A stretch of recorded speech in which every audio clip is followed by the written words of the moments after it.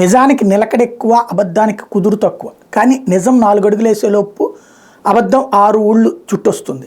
అదే జరిగింది ఇజ్రాయెల్ విషయంలో. అమెరికా, యూరప్ దేశాలకు సంబంధించిన కొన్ని మీడియా సంస్థలు ఇజ్రాయెల్ గాజా సమస్యకు పరిష్కారం అంటూ గాజా ప్రజలను తీసుకెళ్లి ఆఫ్రికా ఖండంలోని కాంగోతో మాట్లాడారు, అక్కడికి తరలించడానికి ఒప్పుకున్నారు, అక్కడ కాంగో వాళ్ళు కూడా ఒప్పుకున్నారు అంటూ ప్రచారం చేశారు. అది మొన్న మనం కూడా మాట్లాడుకున్నాం.